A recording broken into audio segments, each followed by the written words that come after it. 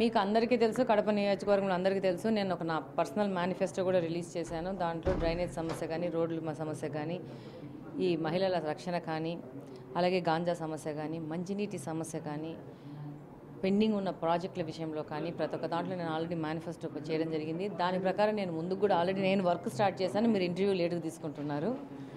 So మేము already షామీరా bridge, లా bridge దాని మీద ఇంజనీర్ని పిలిచేసి అది ఎన్ని రోజులు చేస్తారు, contractor not willing to do the work అంటే లేదు, వచ్చి కాంట్రాక్టర్ని చేయమని చెప్పండి. లాస్ట్ అధికారంలో ఉన్న వాళ్ళలాగా కాకుండా మాకు పని ముఖ్యము.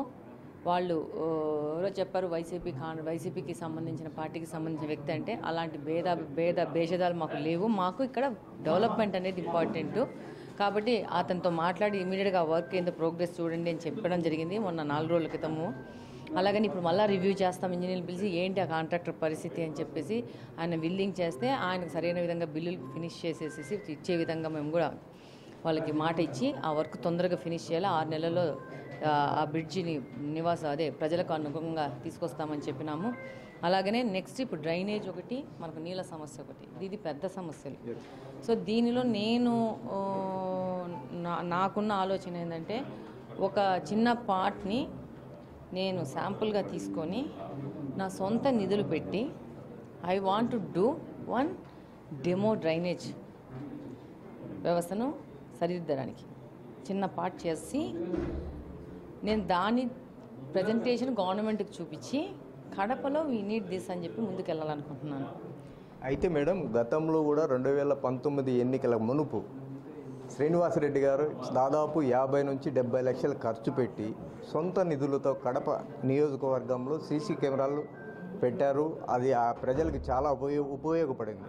అదేవిధంగా మాధవిరెడ్డి గారు కూడా పర్సనల్ నిధులతో ప్రజలకు ఏ విధంగా చేపడుతున్నారు అంటే, నాకు డ్రైనేజు ఎలా చేయాలి అనేది నాకు అవగాహన ఉంది.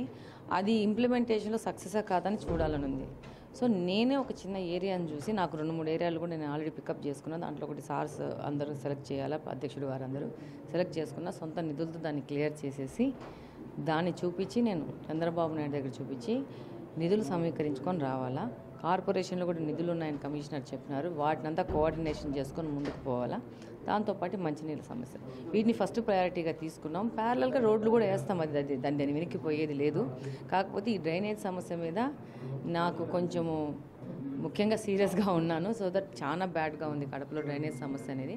సో ఒక చిన్న పార్ట్ని తీసుకొని మేము ముందుకు పోయి దానికి సంబంధించిన కన్సల్టెంట్లు కానీ, దానికి అవుట్లెట్ ఏంటి, ఇన్లెట్ ఏంటి, మధ్యన కవరింగ్ ఏంటి, ఇదంతా తీసుకొని రావాలా. ఒక బలహీన వర్గాలను ఒక కాలనీని పిక్ చేసేసి వాళ్లకు మేము ఎలక్షన్లో కూడా వాళ్ళకి మాట ఇచ్చినాము, ఇదంతా సరిదిద్దుతామనేసి.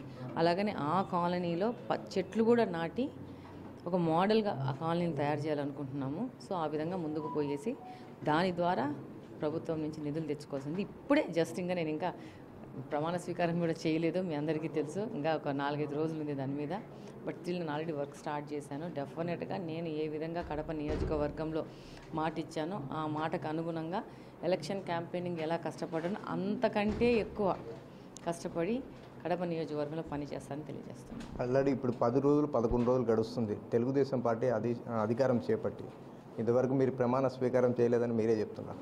అయినా కూడా యుద్ధ ప్రాతిపదికన కడప నియోజకవర్గంలో వర్కులు స్టార్ట్ చేశారు. మీ అధిష్టానం ఏ విధంగా మీకు ఆదరిస్తుంది అనుకుంటున్నారు? డెఫినెట్గా చంద్రబాబు నాయుడు గారు అంటే అభివృద్ధి అండి. అది మొత్తం అది ఒప్పుకోనే కదా ఇప్పుడు 164 సీట్లలో మనం గెలిచింది.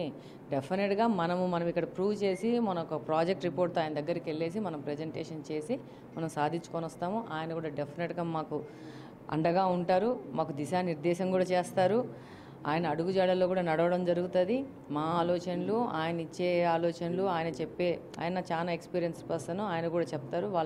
వాళ్ళ ఆలోచనల ప్రకారం కూడా తీసుకొని మేము ముందుకు పోవడం జరుగుతుంది. బట్ మాకు ఫైనల్గా కడప నియోజకవర్గ అభివృద్ధి మాత్రమే ప్రధాన లక్ష్యం. ఎలక్షన్ ముందు చెప్పాను, గెలిచాక చెప్తున్నాను, రేపు చెప్తాను, 3 ఏళ్ళ తర్వాత కూడా అదే చెప్తాను. అయితే మేడం, ప్రధానంగా కడప నియోజకవర్గంలో గత ప్రభుత్వంలో ఉన్న నేతలు అందుబాటులో లేరు, మాకు ఎటువంటి న్యాయం చేయలేదని ప్రజలు ఆవేదన వ్యక్తం చేశారు.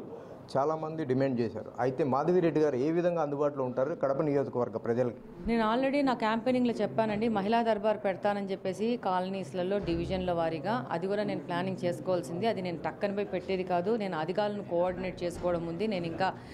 నేను ప్రమాణ స్వీకారమే చేయలేదు. మాకు నెక్స్ట్ అసెంబ్లీ సెషన్స్ ఉన్నాయి. ఆల్రెడీ ఈరోజు మేము irrigation department, roads and buildings department అధికారులతో రివ్యూ పెట్టుకున్నాము ఆల్రెడీ. ఈరోజు సాయంత్రము అన్ని శాఖలను కోఆర్డినేట్ చేసుకొని మేము డెఫినెట్గా మేము ఎలా వాగ్దానం చేసినా ప్రజలకు అందుబాటులో ఉంటామన్నారో ఆ విధంగా అందుబాటులో ఉంటాము. వీలైన కంట ఎక్కువ వాళ్ళ సమస్యలను తీర్చే విధంగా మేము పని చేస్తాము.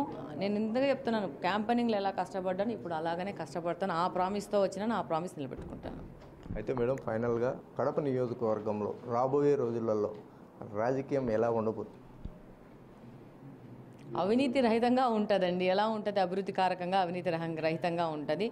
నా ఫోకస్ కడప నియోజకవర్గం. కడప నియోజకవర్గము ఇంతవరకు చూడని అభివృద్ధి చేసి రెడ్డప్ప గారి ఫ్యామిలీ అంటే ఏంటో మేము తెలుగుదేశం పార్టీ నుంచి మేము ప్రూవ్ చేసుకుంటాము. దీనికి అధ్యక్షుడు వారి సహకారము, జిల్లా అధ్యక్షుల గారి సహకారంతో మేము ముందుకెళ్ళడం జరుగుతుంది. రాబోయే 5 సంవత్సరాలలో పాత కావచ్చు, కొత్త కావచ్చు, నేతలను కలుపుకొని వెళ్ళే మనస్తత్వం మాధవిరెడ్డి గారికి ఉందంటారా? డెఫినెట్గా ఆల్రెడీ కలుపుకున్నాం కాబట్టి ఇంత పెద్ద ఘన విజయం వచ్చింది. కానీ పార్టీకి ఎలక్షన్లో వ్యతిరేకంగా పనిచేసిన వాళ్ళ మీద చర్య అయితే 100% తీసుకోవడం జరుగుతుంది. వాళ్ళ లిస్టు రెడీగా ఉంది. వాళ్ళని పార్టీ నుంచి బహిష్కరించడం జరుగుతుంది, సస్పెండ్ చేయడం జరుగుతుంది. వాళ్ళు పార్టీని వాడుకొని పార్టీ పేరు చెప్పి పార్టీకి వెన్నుపోటు పొడుస్తూ ఇన్ని రోజులు రాజకీయాల్లో ఉన్నారు. వాళ్ళని గుర్తించడం జరిగింది. వాళ్ళని డెఫినెట్గా పార్టీలోంచి తీసేయడం జరుగుతుంది. అలాగనే పార్టీ కోసం కష్టపడి పనిచేశారు ఎంతోమంది. ఈ 9 నెలలు దాదాపు 12 గంటలు 10 గంటలు నాతో క్యాంపెయినింగ్ చేయడం జరిగింది. ఏ డివిజన్ కంటే ఆ డివిజన్కి వస్తే వాళ్ళు అక్కడ సమస్యలు చెప్పుకొని అక్కడ మనుషుల దగ్గర తీసుకుపోయేసి ఇంత పెద్ద ఘన విజయానికి తోడ్పడిన ప్రతి ఒక్క కార్యకర్తతో దగ్గర తీసుకోవడం జరుగుతుంది. వాళ్ళకు అండగా ఉండడం జరుగుతుంది. అందులో ఎనికిపోయేది లేదు. అలాగనే వ్యతిరేకంగా చేసిన వాళ్ళకు అంతకంటే కఠినంగా చర్యలు కూడా ఉంటాయి. ఫైనల్గా మేడం, గత ప్రభుత్వంలో అవినీతికి ఎక్కువ శాతం పాల్పడిన కొంతమంది కార్పొరేటర్లు తెలుగుదేశం పార్టీ వైపు మగ్గు చూపుతున్నట్లు సమాచారం. అయితే మాధవిరెడ్డి గారు వాళ్ళని పార్టీలోకి ఆహ్వానిస్తారా? ఏమో నాకైతే ఆ విషయం మీద ఏ విధమైన సమాచారం లేదండి. మేము కడప నియోజకవర్గ అభివృద్ధి కోసము మేము ముందుకెళ్తున్నాము. ఇక సైడ్ విషయాల మీద పెద్దగా ఫోకస్ లేదు. ప్రజలకు కావాల్సింది అభివృద్ధి, ఈ పాలిటిక్స్ కాదు. మేము అభివృద్ధి చేస్తాము, కడపను ముందుకు తీసుకెళ్తాం, అంతే.